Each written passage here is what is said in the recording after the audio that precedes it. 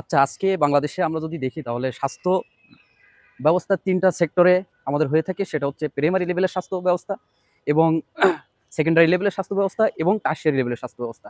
কিন্তু আজকে এই স্বাস্থ্যটা কারা দিয়ে থাকে?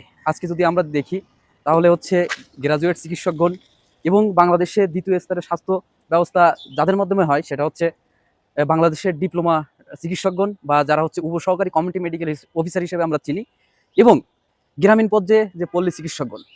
আজকে আমরা দেখি যখন বাংলাদেশে কোনো বিসিএসে বা কোনো বিসিএস যে স্বাস্থ্য ক্যাডার যখন নিয়োগ হয় তখন উপজেলা পর্যায়ে নিয়োগ হয়। কিন্তু তারা আমরা কিছুদিন পরে গিয়ে দেখি যে ৬ মাস থেকে ১ বছর পর তারা উপজেলা লেভেল থেকে চলে তারা টারশিয়ারি লেভেলে চলে যায় বা বিশেষায়িত হাসপাতালগুলোতে বা তারা হচ্ছে পোস্ট গ্রাজুয়েশনের জন্য চলে যায়। কিন্তু এই জায়গায় যে ফাঁকটা গ্যাপটা থাকে এই গ্যাপ পূরণের জন্য সেখানে কাজ করে থাকে উপসহকারী কমিউনিটি মেডিকেল অফিসার বা মিড লেভেলের আহ, স্বাস্থ্য সেবকগণ বা ডিপ্লোমা চিকিৎসকগণ বা উপসহকারী কমিউনিটি মেডিকেল অফিসার আমরা বলতে পারি।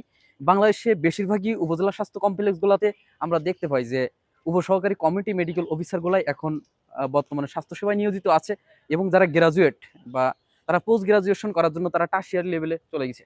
এবং বাংলাদেশে ৩,৫০০-এর বেশি ইউনিয়ন স্বাস্থ্য কেন্দ্রগুলা বা উপস্বাস্থ্য কেন্দ্রগুলা আমরা যদি দেখি তাহলে সেই উপস্বাস্থ্য কেন্দ্রগুলোতে একজন এমবিবিএস ডাক্তারের বা বিসিএস ক্যাডার বা হচ্ছে অ্যাসিস্ট্যান্ট সার্জনের সেখানে নিয়োগ দেওয়া হয়।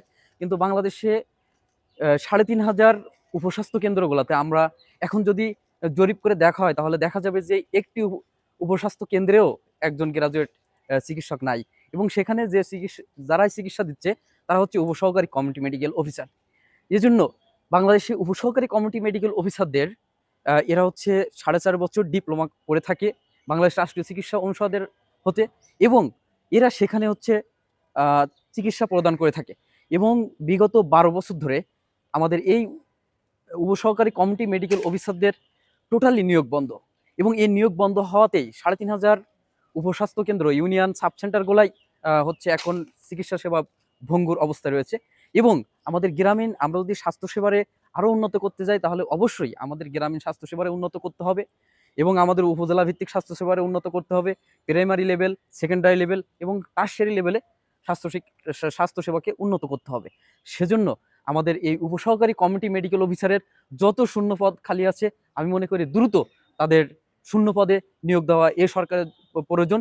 এই উপসহকারী কমিউনিটি মেডিকেল অফিসার বা মিড লেভেলের ডাক্তারদের যদি এই সরকার কাজে না লাগায় তাহলে স্বাস্থ্যসেবাকে স্বাস্থ্যসেবার এই সংস্কার যে সরকারের প্ল্যানিং এটা সম্পূর্ণ বিরুদ্ধে যাবে।